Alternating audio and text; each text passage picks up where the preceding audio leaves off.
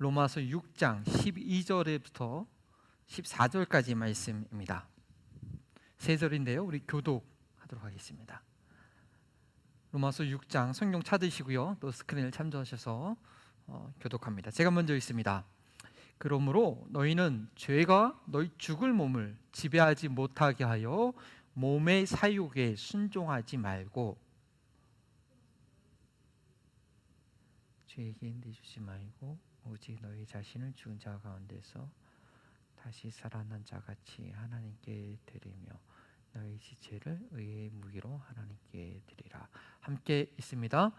죄가 너희를 주장하지 못하리니 이는 너희가 법 아래 있지 아니하고 은혜 아래 있음이라. 아멘. 이는 살아계신 하나님의 말씀입니다. 저희가요, 로마서를 가지고 한 주도 쉼없이 부활절에도 로마서 본문을 가지고 말씀을 전했는데요, 벌써 6달째 이렇게 계속 로마서 말씀을 보고 있습니다. 저희가 이렇게 로마서 본문을 아주 자세하게 세부적으로 나눠서 공부하는, 그야말로 공부입니다. 공부하는 이유는 단 한 가지입니다. 계속 죄를 지어도 죄책감을 못 느끼게 하는 그런 마취주의 복음이 아니라, 그 복음 아니라고 했죠. 구원파들이, 이 원론에 매여 있는 사람들이 복음을 갖다 이렇게 오용시키는 것인데, 그런 복음이 아니라 우리의 삶 자체를 바꾸는 그런 변화의 능력이 되는 복음을 알고 경험하게 되기 위해서입니다. 물론 그런 복음을 아셔서 지금까지 변화된 인격과 헌신의 삶을 계속 살아오고 있는 자입니다. 그런데 어느덧 10년, 20년이 지나고 나니까 나는 이제 다 이뤘도다 하고 더 이상 나아가지 않는 우리 모습, 아니면 믿음으로 구원한다는 것이 무엇인지 정확하게 알지 못하고, 우리는 육신 가운데 있기 때문에 그 구원파적인 복음, 마취제와 같은 복음, 그거를 좋아한 본능이 있습니다. 그런데 교회에서도 이 성경을 공부하지 않고 더 자세히 보지 않는 가운데 그러한 죄성이 야합하는 그런 잘못된 복음 혹시 가르치고 그 가운데 있지 않았나 하는 우리의 모습을 좀 보자는 것입니다. 혼화주의에 빠져있던 북이스라엘 백성들을 향해 호세아 선지자가 이렇게 외쳤죠. 여러분 잘 아시는 말씀일 것입니다. 내 백성이 지식이 없으므로 망하는도다. 내가 지식을 버렸으니 나도 너를 버려 제사장이 되지 못하게 할 것이요. 하나님을 아는 지식이 없어서 그 백성이 망하게 되었다라는 것입니다. 그렇죠. 북이스라엘에 제대로 된 제사장도 없고 또 혼합주의가 있었기 때문에 그럴 수밖에 없었죠. 내가 믿고 있는 복음이 진짜인가? 여러분 혹시 그런 생각 안 해보셨습니까? 이 믿음이 이게 진짜인가? 지금 내 삶에 영향을 주고 있는 복음이 정말 하나님께서 살아계셔서 하나밖에 없는 그 아들을 희생하신 복음이 맞나? 생각해 보자는 겁니다. 알아보자라는 겁니다. 삶에 아무 변화도 없고 소망도 없고 남들에게 내가 교회 다닌다고 얘기할 자신감도 없는 그런 삶에 머물러 있는 것, 이거 좀 문제가 아닌가라고 생각해 보자는 것입니다. 혹시 불신자들이 이런 질문 내지 항의하는 것 들어보셨습니까? 들어보신 분이 계실 것 같아요. 이렇게 얘기하죠. 그렇게 못되게 사는 사람인데 예수님 믿는다는 이유 하나 가지고 천국 가고, 아무리 착하게 살아도 예수님 믿지 않는다는 이유 때문에 지옥 간다고 한다면 나는 그런 하나님을 공의로운 공평한 신으로 인정할 수 없다, 믿을 수 없다, 차라리 내 양심을 믿고 살겠다, 이렇게 얘기하시는 분들 혹시 여러분들 종종 만나실 수 있을 것입니다. 그들이 그렇게 얘기할 때 여러분들은 어떻게 답할 수 있겠습니까? 좀 당혹스럽지 않나요? 정말 그런가? 이런 항변은요, 우리가 복음을, 성경에서 말하고 있는 복음을 바로 알고 있을 때 답할 수 있습니다. 이 사람의 생각은요, 반은 맞고 반은 틀렸습니다. 인간이 아무리 착하게 살아도 거룩하신 하나님 앞에서 무지하게 설 자가 없다는 것, 그래서 지옥 심판을 받게 된다는 것을 모르기 때문에 이 사람의 생각은, 이 사람들의 말은 틀린 말입니다. 그러나 저희가 인정해 줄 수 있는 항변은요, 아무리 악하게 살아도 예수님만 믿으면 천국 간다 라고 의구심을 품는 것은 타당성 있는 문제 제기라는 것입니다. 왜냐하면 성경도 그렇게 가르치고 있지는 않기 때문입니다. 물론 계속 말씀드렸지만 우리의 의로, 내가 가진 선행으로 구원받는 것은 절대 아닙니다. 내가 갖고 있는 선으로 구원받아서 갈 수 있는 천국이라면 그런 천국 별거 아닐 것 같아요. 예. 하지만요, 하나님의 의를 얻어서 우리가 구원받는다고 하는데, 그렇게 하나님의 의를 얻은 사람은 또한 이렇게 함부로 아무렇게나 악을 행하는 사람은 아니라는 것이요. 어떤 죄를 짓더라도, 아무리 죄를 짓더라도 예수님만 믿으며 천국 간다는 그런 논리는 성경 어디를 찾아봐도 그렇게 가르치는 복음은 아닙니다. 저희는 그것을 로마서에서 볼 수 있어야 됩니다. 그런데요, 로마서에 있는 성경 몇 구절 앞뒤 문맥 생각하지 않고 그것을 엮어놓은 것만 가지고는 절대 볼 수 없는 진리라는 것, 여러분 또한 로마서 강의를 통해서 얘 이런 것이었구나, 얘 이런 것이었네라고 아마 생각을 하셨을 것입니다. 죄에 대해서 죽은 저희가 더 이상 어떻게 해요? 죄에 거해서 살 수 없다는 것, 이게 진리라고 지난주에 말씀드렸습니다. 남자친구에게 폭행을 당하던 여성이요, 좋은 남자 만나서 그렇게 결혼하면요, 다시 그 악한 남자에게 갈 이유가 전혀 없는 것이죠. 죄에 대해서 죽은 그리스도인들이 의도적으로 죄를 짓는 것 말도 안 되는 일이라고 말씀드렸습니다. 죄 가운데 있는 것이 당연하다고 여길 수 없다라는 것입니다. 지난 주간에요, 제가 자전거를 타면서 이 진리를 다시 한번 몸소 깨달았습니다. 저는 건강을 위해서 일주일에 한 10마일 정도 이렇게 자전거 라이딩을 좀 하려고 노력합니다. 여러분도 각자 본인의 건강을 관리하는 운동을 하고 계신지 아는데요, 저는 이제 자전거를 이용합니다. 안전하게 타기 위해서 차를 피하기 위해서 맥킨토시 주로 하우스 단지 그 안에 산책로가 되게 길게 잘 되어 있는데요, 거기 도로를 주로 사용합니다. 그런데 지난주 화요일에는 늘 돌던 코스를 벗어나가지고 이 40번 고속도로 있지 않습니까? 그 옆에 길로 나 있는 샛길, 이 한적한 시골길로 나갔습니다. 집이 이렇게 드문드문 있는데 그 어느 집 앞에 지나는 순간, 집에 그 시골이니까 펜스도 없이 그 집 마당에요, 사나운 불독 3마리가 그 마당을 어슬렁 거리면서 저를 주시하더라고요. 그 3마리 중에서 가장 험상궂게 생긴 놈하고 제 눈이 마주쳤습니다. 그랬더니 그 개가 전체 달려들 기세로 저를 바라보는 거예요. 제가 순간 음치됐죠. 근데 집주인이 어떻게 알고서는 쉿 하고 한마디 하니까 그 불독이 잠잠만 있더라고요. 그러면서 지난 주일날 제가 한 설교가 스스로 떠올랐습니다. 머리를 스치고 지나갔습니다. 죄의 영향력은 더 이상 나를 지배하지 못한다. 주인이 한마디 하면 꼼짝 못하는 개처럼. 그런데요, 계속 자전거 라이딩을 타고 가면서 걱정이 한 가지 됐습니다. 왜냐하면 집에 다시 돌아가려면 그게 외길이었거든요. 다시 그 길로 이렇게 돌아와야 되는데, 그렇지 않으면요, 어디까지 길이 연결되어 있냐면 변화선교도 아시잖아요, 그렇죠? 그쪽으로 삥 돌아와서 이게 돌아가야 됐거든요. 근데 그 길이 언덕길도 상당히 가파르고 이 거리도 제가 평상시에 이렇게 하던 그 라이딩보다 훨씬 긴 거리가 됩니다. 그리고 이제 곧 날도 이제 어두워지고 있었고요.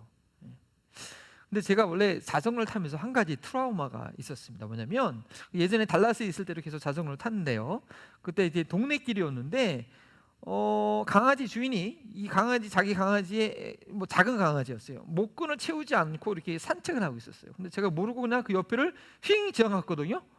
근데 이 조그마한 강아지가요, 그 순간 그냥 저를 향해, 자전거를 향해서 얼마나 막 사납게 부르짖으면서 다가오던지요. 제가 깜짝 놀라가지고 앞으로 막 전속력으로 막 질주하고 갔거든요. 그런데도 바로 제 페달 밑까지 막 쫓아와가지고 그냥 계속 짖는 겁니다. 이 강아지 주인이 막 오라고 소리 질러도 이 강아지가요, 이게 그 구역이 평상시에 개 주인하고 이제 산책하던 그런 구역이라서 그런지 아랑코 않고 막 저를 쫓아오는 거예요. 제가 막 한참 달려가지고 막 그 구역을 벗어나니까 그제서 이제 강아지가 주인에게로 돌아가더라고요. 이 정말 끔찍한 기억이었거든요. 그러니 이 불독들, 강아지보다 훨씬 불독이 어슬렁거리고 있는 이 마당 앞을 제가 지나갈 엄두가 안 나는 거예요. 그래서 맥킨토시 그 호수를 지나가지고 막 오르막길에 오르는데 힘이 들더라고요. 그래서 이거 어쩔 수 없이 돌아가야겠다. 저기 변화산 기도 그쪽까지 가려면 너무 힘드니까 혹시 이제 불독들이 날도 어두워지니까 집을 들어가지 않았을까 기도하고 가봤는데 이런 이제는 주인도 안 보이고 여전히 불독들이 거기서 어슬렁거리고 있는 거예요. 그래서 할 수 없이 언덕길로 다시 돌아가서 변호산 기도원 쪽으로 삥 돌아갔습니다. 집에 도착하니까 그냥 밤 9시 반, 온몸이 땀으로 다 젖고 몸은 엄청 지쳐 있었죠. 제가 왜 그랬을까요? 비유로 이야기한다면 그 끔찍한 죄악의 영향력 안에 다시 들어가기를 제가 원하지 않았던 것입니다. 그 옛날 그 엄청난 충격 트라우마 있었기 때문에 가기도 싫은 거예요. 그 불독들이 어슬렁거리는 마당 앞으로 지나간다면 조그만 강아지하고는 비교도 안 되는 그런 위협을 받을 가능성이 있다는 건 제가 잘 알고 있었기 때문이죠. 바로 저희가 죄에 대해서 가져야 될 첫 번째 대응은 바로 이것입니다. 그 영향력에서 벗어났으니 그 주변은요 얼씬도 거리지 말라는 것이죠.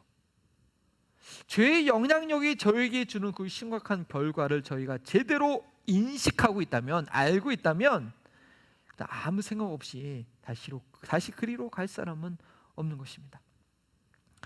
그리스도인들이 죄를 제쳐하는 그 첫 번째 단계는요 이와 같이 의식 전환이 필요하다고 지난 주일에 말씀드렸습니다. 지난주 내용을 복습하느냐고 제가 서론이 좀 길어졌습니다. 예수님을 구세주로 영접함으로 죄의 영향력으로부터 벗어난 그리스도인들이 죄를 더 대처해야 되는 두 번째 방법, 바로 결사항전입니다. 한번 따라해 보시겠습니까?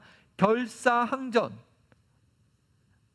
이 결사항전이라는 사자성어는요 죽기를 각오하고 싸운다는 뜻입니다. 계속 저만 보여주십시오.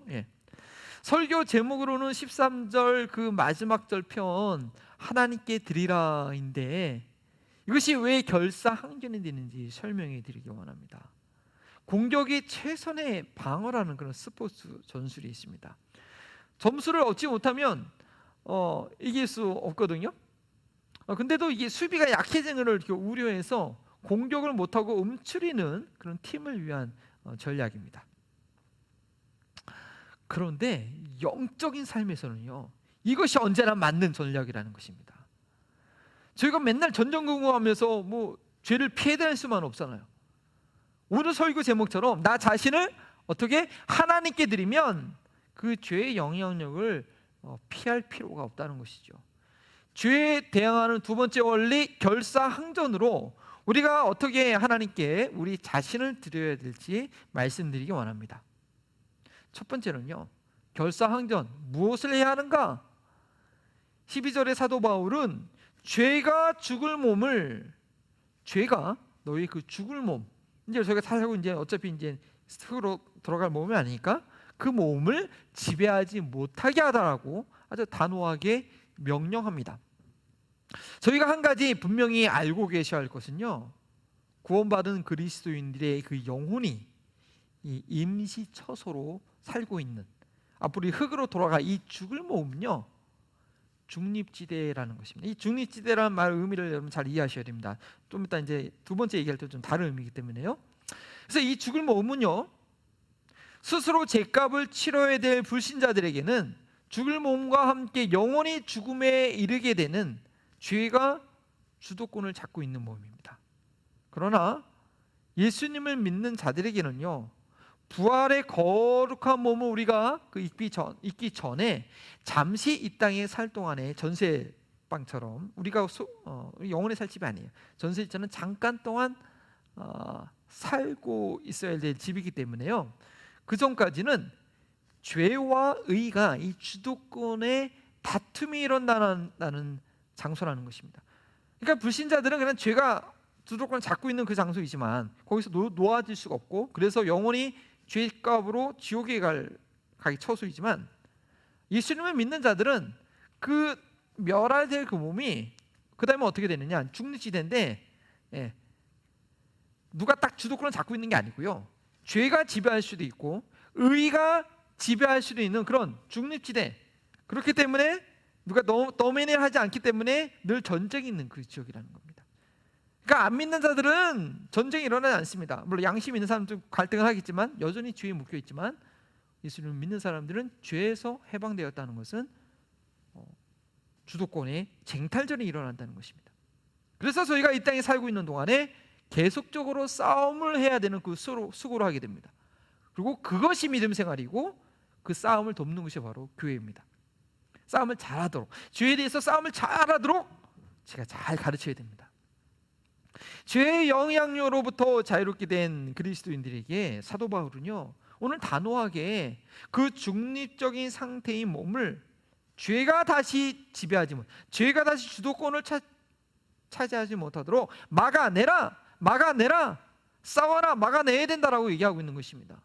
저희가 저 천국 새하늘과 새 땅이 아닌 이 땅에서 살고 있는 동안에는요, 즉 죽을 몸에 거하는 동안에는 죄의 영향력이 어디서처럼 에덴 동산에처럼, 그렇죠? 에덴 동산의 그 처음 상태를 예수 그리스도께서 우리에게 그 기회로 회복시켜 주신 거잖아요. 근데 우리의 구원은 그보다 더 나은 상태에 되지만, 그것처럼 호신탐단 나의 몸을 지배하려고 이 기회를 누르고 있다는 거예요. 그래서 우리가 지금 구원 받았는데 역시 죽을 몸에 있는 이 상태는요, 에덴 동산의 선악과의 그 상태에 있는 거예요. 그래서 이 뱀은요 계속 우리를 유혹하는 거죠. 부활의 몸을 얻기까지. 그런데 그러한 사단의 공격과 이 죄의 공격과 속임수에 무방비로 노출된 상태의 결과는 뭐냐? 나는 괜찮은 줄 알고 그냥 있게 된, 공격 태세를, 방어 태세를 하지 않고 있게 되면 어떻게 됐냐? 12절 후반부 말씀이죠. 몸의 사욕에 복종하게 되는, 굴종하게 되는 결과가 됩니다. 죄가, 그러니까 우리가 죽을 몸에 있기 때문에 몸의 정욕 우리 안에 있습니다. 그런데 죄가 들어오게 되면 너무 자동적으로 반응하게 돼요. 죄의 영향력이 내게 오면 내 안에 있는 몸의 정욕은 그대로 반응하게 되기 때문에 이 죄의 영향력이 내게 오지 못하도록 막아야 된다는 것입니다. 그 결과가 너무 뻔하기 때문입니다.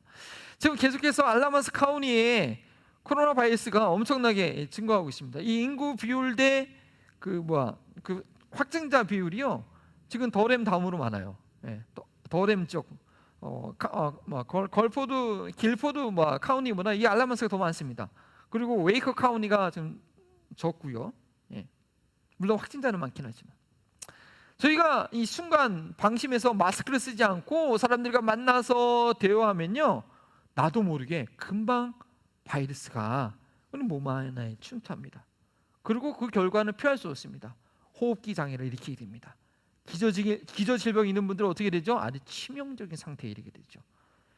특이하게 면역력이 강한 분들, 그래서 무증상인 그런 이들은요, 다른 약한 이들에게 흔적도 없이, 소리 소문 없이 또 바이러스를 전파하는 더 악한 도구로 쓰임받게 됩니다. 여러분들, 지난 한 주간 여러분들이 우리 삶 가운데 원치 않는 육신의 정욕으로 넘어졌습니까? 순간 분노와 절망과 짜증과 원망, 그리고 게으름, 심란한 마음 가운데 계셨습니까? 왜 그랬을까요? 이해가 안 되죠? 구원받았다고 하는데 죄가 여러분들의 몸을, 중립 상태에 있던 그 몸을 건드렸기 때문입니다. 죄가 육체 가운데 있는 정욕을 불러 일으켰기 때문입니다. 어떻게 그럴 수 있냐고요? 부활의 몸을 가지고 있지 않는 이상 예수님 말고는요, 그 누구라도 죄의 지배를 받을 수 있고 죄와 싸워서 이길 자가 없는 것입니다. 그렇기 때문에 오늘 성경 말씀은 그 죄가 죽은 몸을 지배하지 못하게 하라고 단호하게 명령하고 있는 것입니다. 죄에 노출되면요, 바이러스에 노출되면 얄짤없는 겁니다. 그리스도인이 이게 죄의 공격에 우리가 무기력하게 당하기만 하는 것은 아니지만, 거기에 묶여있는 건 아니지만 죄의 지배를 받을 가능성은 언제든지 열려있다는 것 저희가 알아야 됩니다. 그래서 저희는 죄의 지배를 거부해야 되고 또 거부할 수 있습니다. 저희는 영적인 존재입니다. 눈에 보이지 않지만 죄의 영향력을 받으면요, 연약한 우리의 육신은 바로 좌절스러운 반응을 하고 맙니다. 나도 이해가 되지 않을 정도로 너무 쉽게 넘어져 버립니다. 왜냐하면 죄와 육신이 연결될 때에 이겨낼 장사가 없습니다. 이 부분에 관해서 7장에서 더 자세하게 다루게 됩니다. 죄가 내 육신에 영향을 미치지 못하도록 우리는 결사항전, 죽기를 각오하고 그 전에 막아내야 된다는 것입니다. 죄를 용서받은 그리스도인이라고 죄가 가만히 놔두는 것이 아니라는 거죠. 도리어 더 공격도생이 돼요. 죄 용서받지 못한 이 불신자들은 어차피 죄 가운데 망하게 될 이들이니 그들이 뭐 좀 선하게 살려고 노력한다 한들 사단의 관심사가 아닙니다. 그러나 그리스도인들을 향해서는요, 그리스도인들이 아직 육신의 몸에, 죽을 몸에 살고 있는 동안에 그 정욕으로 반복적으로 넘어지게 만들어서 실망하도록, 믿음에 배반하도록, 믿음이 복음이 아닌 것처럼 그렇게 만들도록 이 죽을 몸이 우리가 있을 동안에 아주 지겹도록 그냥 다가오는 것입니다. 다음 주에 말씀드리겠지만 이 16절 말씀은 저희는 잊어버리면 안 됩니다. 죄의 종으로 사망에 이르게 하라고 아주 끝까지 죄의 몸을 지배하려고 시도하는 것입니다. 그러면 저희가 어떻게 하겠습니까?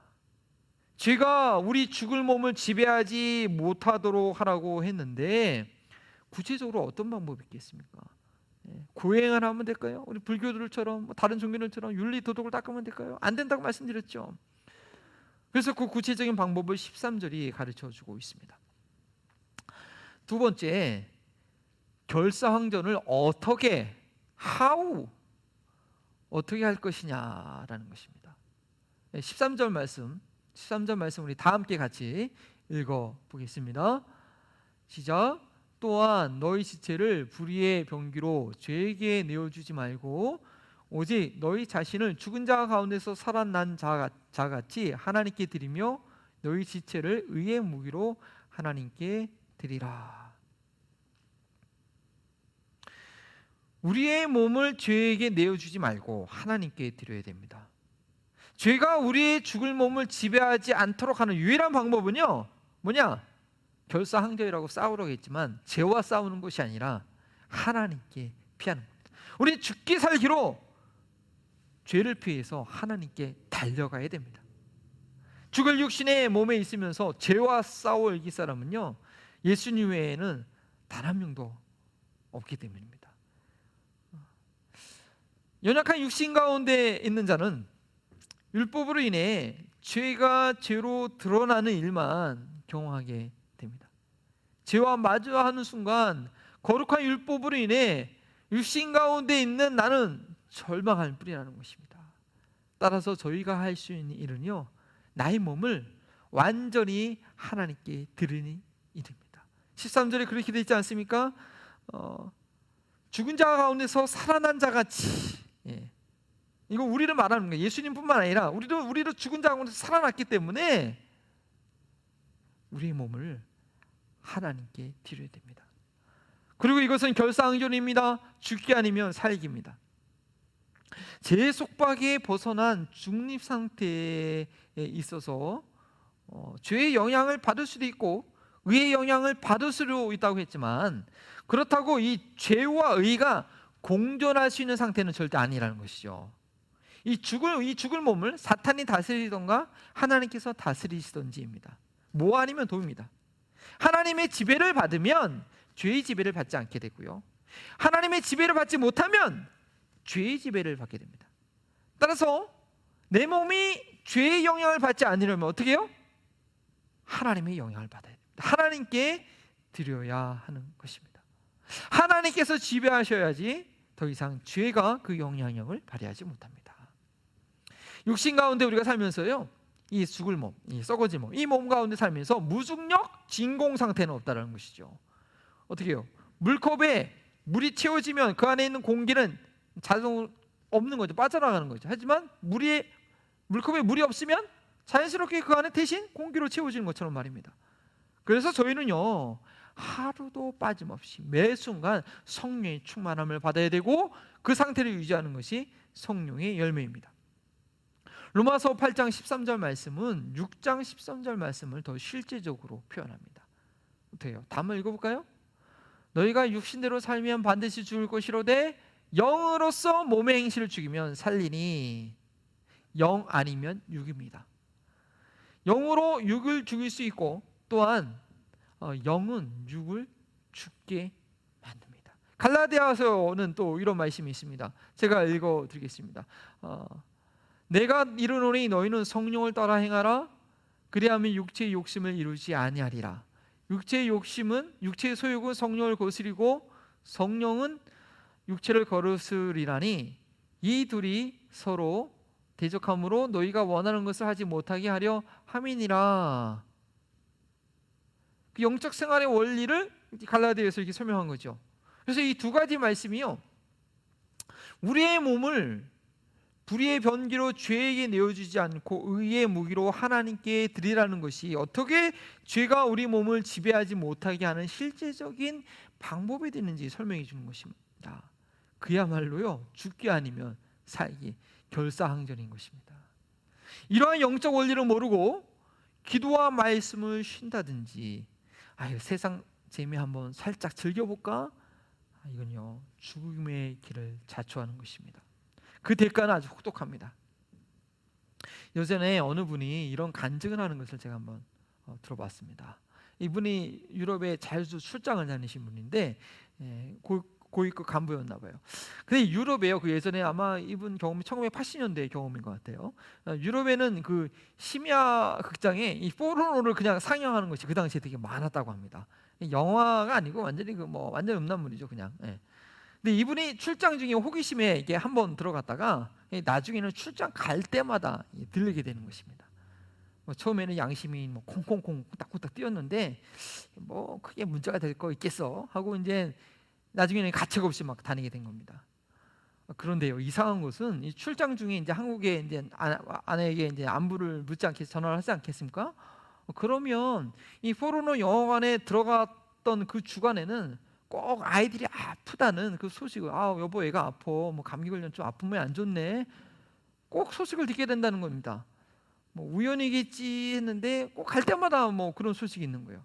그래도 신경 안 쓰고 유럽에 갈 때마다 이 끊지 못하는 중독이 되고 말았습니다. 그러다 어느 날 흠뻑 밤문화를 즐긴 그 다음 날 아내한테 연락이 왔는데 딸이 지금 어떻게 병원에서도 송 쓸 방법이 없고 지금 죽기 일보 직전이라는 겁니다. 그래서 그 얘기를 듣자마자 그제서야 유럽에서 당장 어떻게 갈 수도 없고 하나님 잘못했다고 살려달라고, 우리 딸 살려달라고, 그제서야 자신의 죄악을 포기하고 회개했다는 그런 고백입니다. 그래도 이분은요, 하나님의 사랑과 은혜를 받은 자죠.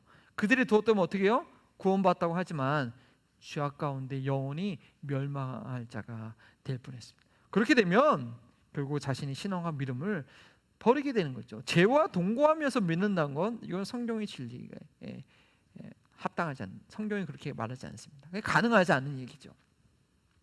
또 어느 목사님은요, 이 사창가의 여인들을 전도하러 들어갔다가 도리어 포수가 되었다는 그런 이야기도 있습니다. 저희는요, 예수님이 아닙니다.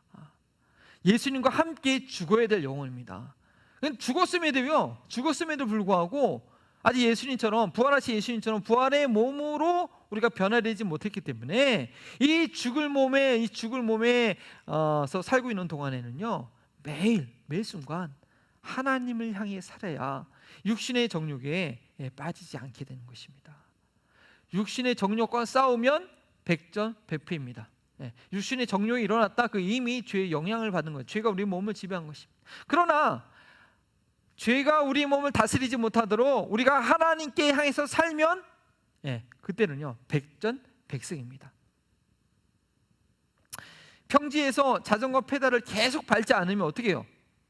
쓰러질 수밖에 없는 것입니다. 아무리 자전거 잘 타도 여기 돌아가지 않으면 서 있을 방법이 없는 것입니다. 물론 저희는 쓰러지고 자빠질 때가 있습니다. 내리막길인가 하고 이제 자전거 페달을 밟지 않다가 평지인지 모르고 그냥 있다가 속도가 떨어지면 쓰러지는 거죠. 그러나 저희는 계속 일어나야 됩니다. 사탄의 속임수가 무엇인지, 내 육신의 약한 부분이 무엇인지 배웠다라는 그런 교훈을 가지고 저희는 다시 일어나야 됩니다. 다시 일어날 수 있습니다. 잠언 24장 16절 말씀이죠. 대저 의인은 7번 넘어질지라도 다시 일어나려니와 악인은 재앙으로 말미암아 엎드러지느니라. 의인은 일어나지만 악인은 넘어집니다. 이것이 의인과 악인의 차이입니다. 다시 일어난 자가 의인입니다. 그러나 악인은 자신의 죄악 가운데 포기하고 맙니다. 그 죄악을 버리지 못하는 거죠. 의인은 하나님의 은혜 가운데 있기 때문에 자신의 의를 의지하는 것이 아니라 하나님의 의를 의지하기 때문에 넘어지는 가운데서도 다시 일어날 수 있습니다. 그래서 세 번째, 왜 결사항전인가? Why? 왜냐? 은혜 아래에 있기 때문입니다. 저희는 죄를 두려워하지 않고 죽음을 두려워하지 않고 계속 싸울 수 있습니다. 14절 말씀처럼 저희는 법 아래 있지 않고 은혜 아래 있기 때문입니다. 이것이 무슨 말인가 하면요, 율법 안에 있으면, 율법을 의지하면 그것은 죄에게 냄새를 피우는 것밖에 안 됩니다. 내 의지로 율법을 지키려고 할 때는 자신의 부족함만이 드러납니다. 너 이것도 하지 못했어, 이것도 지키지 않았어, 이것도 안 했어, 이것도 안 했어. 그래서 불순종이라는 죄라는 성적표를 바로 받게 됩니다. 왜냐? 율법은 죄를 죄로 드러내는 위해서 존재하는 것이 아닙니까? 거기에는 안정장치가 없습니다. 구원이 없습니다. 사망의 결과가 있을 뿐입니다. 은혜 아래 있다는 것은 무엇입니까? 하나님의 의, 예수 그리스도 안에서 값없이 주신 선물, 그 의로움 가운데 있다는 것입니다. 예수 그리스도의 의로움을 안고 가는 것입니다. 그 길에는 어떠한 정죄의 비밀도 없습니다. 율법의 완성을 이루신 예수 그리스도의 품 안에 있기 때문에 율법이 더 이상 정죄할 내용을 찾지 못합니다. 예수님은 율법을 완전히 있으신 분이죠. 율법 아래 태어났음에도 불구하고 하나님 보실 때 율법을 완전히 이해하고 완전히 해석하고 또 하나님께 죽기까지 순종한 율법을 완전히 이루신 분이기 때문에 우리가 예수님 안에 있으면 그 율법이 우리를 정죄할 내용을 찾지 못하는 거죠. 율법 아래에 있는 것은 무엇과 같은가? 무엇과 같은가? 깊은 계곡을 연결하는 그 외줄을 타고 이쪽 절벽에서 저쪽 절벽으로 이렇게 건너가야 되는데, 그런 사진 여러분들 보시지 않았습니까? 외줄 타기 하시는 분들, 그 외줄 밑에요 아무런 안정장치가 없는 것입니다. 그리고 그 외줄과 자기 몸을 연결해 놓은 안전등도 없는 거예요. 그리고 줄 밑으로는 아주 깊고 깊은 낭떠러지 뿐입니다. 그 줄을 타고 가다가 순간 삐끗하면 바로 그냥 그 계곡으로 떨어져서 사망하는 것입니다. 다시 기회가 주어지지 않는 것입니다. 그런데 은혜 아래 있다는 것은 무엇입니까? 그 외줄을 건너갈 때에 안정장치가 있는 것입니다. 외줄에 자신의 몸을 묶는 밧줄이 있을 뿐 아니라 안정장 있을 뿐 아니라 그 줄 밑에 뭐가 있냐? 그물망이 있네요. 그물망. 떨어져도 계곡으로 훅 떨어지는 것이 아니라 그물망에 떨어져서 다시 그 안전줄을 가지고 다시 탈 수 있는 기회가 주어지는 것입니다. 떨어져도 다시 올라갈 수 있고 떨어져도 다시 올라갈 수 있습니다. 그래서 그 외줄을 완전히 탈 수 있는 그 실력이 갖춰질 때까지 무한 반복의 기회가 주어오는 것이죠. 뭐 그렇다고 뭐 외줄을 타려고 잘 균형을 잡으려고 노력도 하지 않고 그냥 떨어지기만 계속 반복하면요, 떨어졌을 때 미끄러졌을 때 내가 왜 균형을 잡지 못했지라고 교훈을 배우지 않고 그냥 떨어지는 거 그냥 반복하기만 하면 그럼 평생 외줄을 탈 수 없는 상태가 되죠.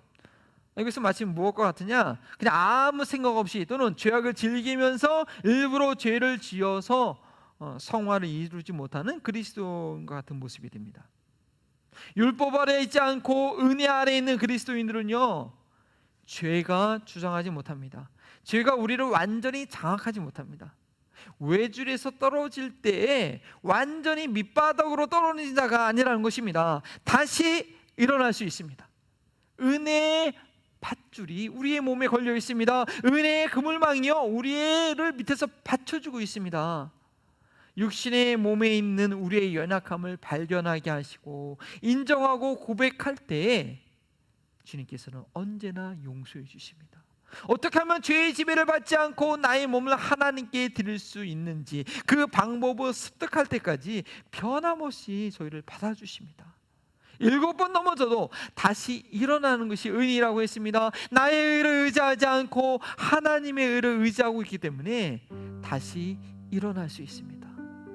우리는 일어나서 그 전보다 더 정결한 모습이 돼도 우리 주님께 가까이 가야 됩니다. 주님께 가까이 갈 때, 주님께 몸을 드릴 때 죄가 나에게 영향을 끼치지 못하는 것입니다.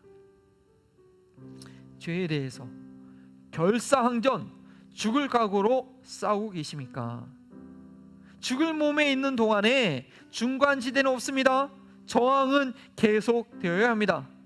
죄에 대해서 싸우지 않으면 죄로 인해 죽게 됩니다. 그런데 죄와 싸우는 방법은 하나님께 더 가까이 가는 것입니다. 죽을 이 몸을 하나님의 의의 병기로 드리는 것입니다. 때로는 실패할 수 있지만 죄가 저희를 완전히 주장하지 못하기 때문에 다시 일어나 주님께로 나아갈 수 있습니다. 우리의 삶 가운데 실패하고 있는, 여러분의 삶 가운데 자꾸 넘어지고 있는 영역이 무엇입니까? 부부관계입니까? 자녀와의 관계입니까? 개인의 경건의 삶입니까? 그놈의 바뀌지 않은 성격의 문제입니까? 실패할 수 있습니다. 그러나 포기하지 마십시오. 그 문제로 인해서 더 주님께 나아가십시오. 한 번 더 기도하고 한 번 더 주 앞에 예배드리기를 힘쓰십시오. 배우자와 싸웠기 때문에, 애들과 싸웠기 때문에 에이 기도 안 해, 예배 안 드려, 말씀 안 읽어, 뭐 하면 뭐해가 아니라, 그렇기 때문에 기도와 말씀, 주님 안에서 해결책을 다시 찾으셔야 되는 것입니다. 우리 예수님께서는 살아계신 분이기 때문에 해결책을 주십니다.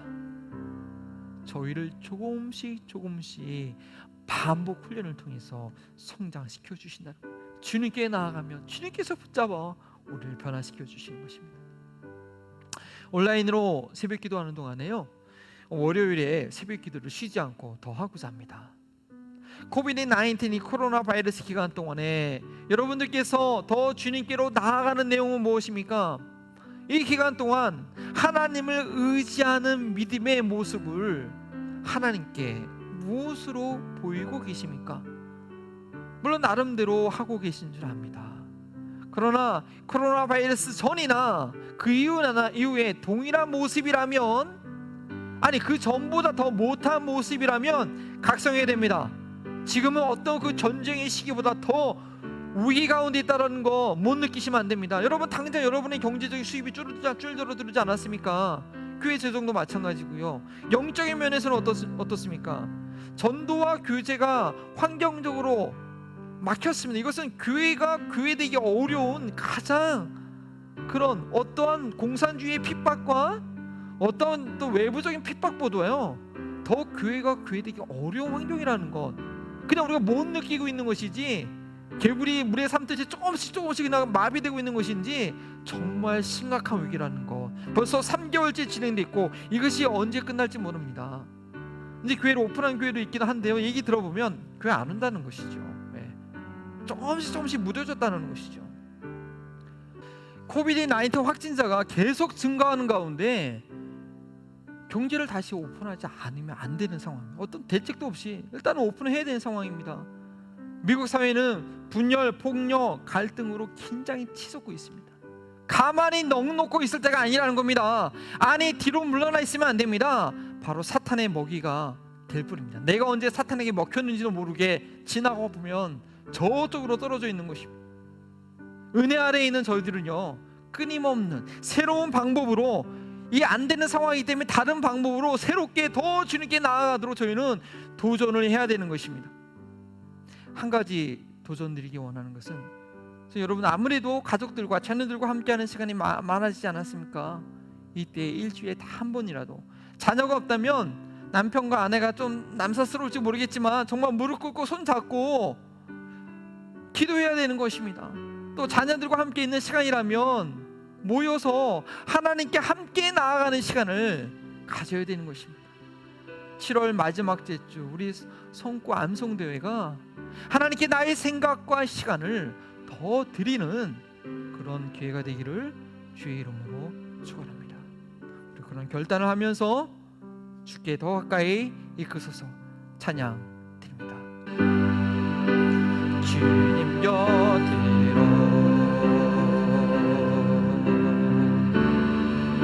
나를 이끄소서. 내 모든 것 다 드리며 주님 손 듣기 원하는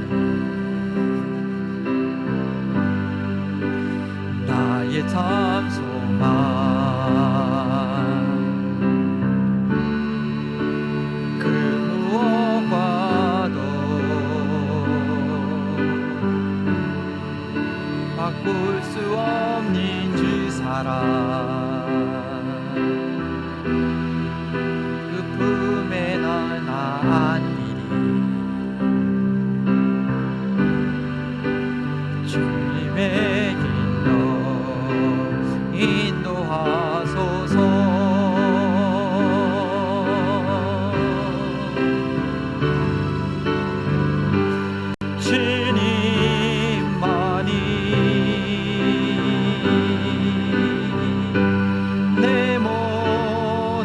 것 되시니 주님만이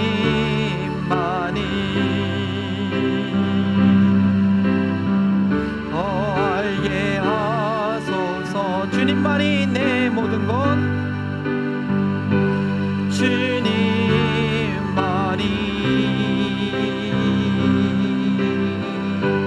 내 모든 것 되시니 주님만이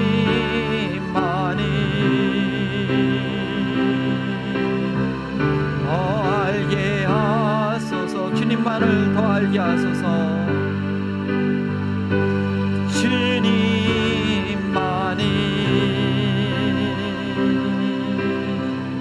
더 알게 하소서. 우리 함께 기도합니다. 정말 나도 알지 못하게 넘어지고 내 마음이 실망되어지고 하나님 보실 때 연약한 자리에 있던 것, 저 그저로 나의 몸을, 나의 생각을 하나님 앞에 드리지 않았기 때문입니다.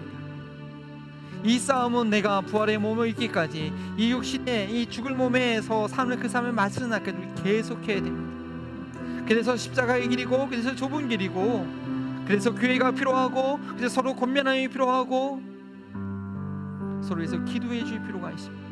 특별히 코비드-19 기간 동안에 함께 모일 수 없고 함께 만날 수 없는 이 제한당과 가운데 우리가 어떤 사회적 핍박과 그 환란에 있는 것보다도 더 어쩌면 보면 나도 의식하지 못하는 사이에 하나님과 멀어져 가고 조금씩 원수마귀에게 우리의 몸과 마음이 빼앗겨 있는 그런 위기가 우리 가운데 다가오겠다는 것을 알고 우리가 더 깨어서 하나님 앞에 나아가는, 이제 그 방향을 돌이켜서 온전히 주님께로서 나아가는, 그동안 더 멀리 있었다면은 아니 이제 한 발짝 더 주님께로 돌이킬 수 있는 이번 한 주간의 삶이 되도록, 그 순간의 선택 가운데 있는 그 순간 고개를 들어 주님을 바라보고 내 옆에 계신 주님을 생각하게 해달라고 우리 주의 이름으로 짓고 함께 기도합니다.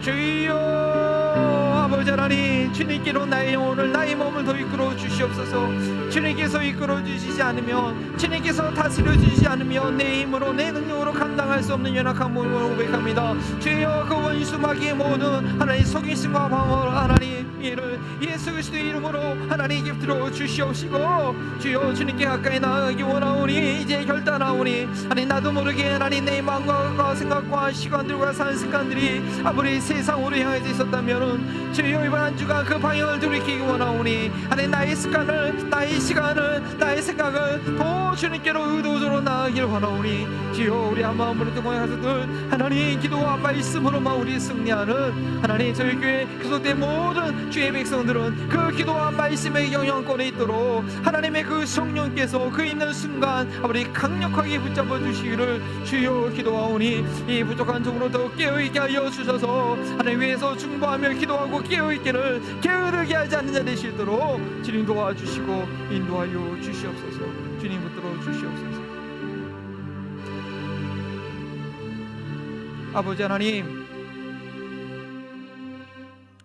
저희가 함께 모이지 못하고 각자 있는 곳에서 주님을 예배한 지 이제 3개월이 되어가고 있습니다.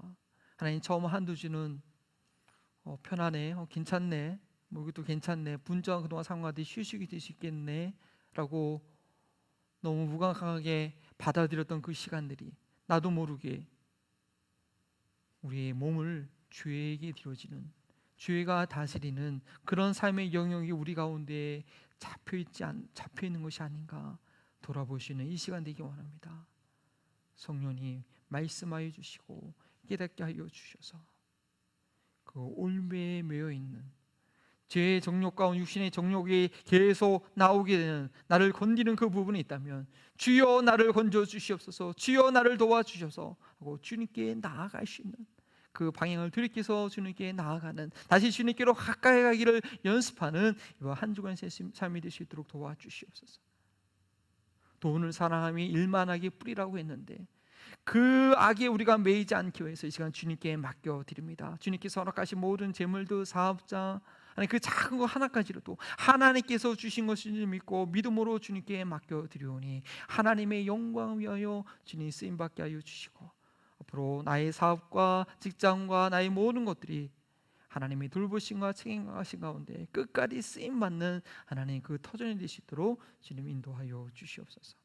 감사하며 예수 그리스도의 이름으로 기도합니다. 이제는 믿음의 주요 온전케 하시는 예수 그리스도의 은혜와 우리를 언제나 받아주시고 가까이 하시기 원하시는 하나님의 사랑과 실패할 때 낙심하지 않고 더욱 주님께 나아가도록 용기를 주시는 성령님의 교통하심이 죄와 결사항전하되 하나님께로 더 가까이 나아감으로 승리를 확신하는 우리 사랑하는 한마음 모니터 모든 가족들과 이 지역사회와 코로나 바이러스의 그 고통 가운데 주의 얼굴을 바라보며 주님의 치유를 기다리고 있는 주의 모든 사랑하는 백성들 가운데 지금부터 영원토록 함께 하시기를 축원하옵나이다. 아멘.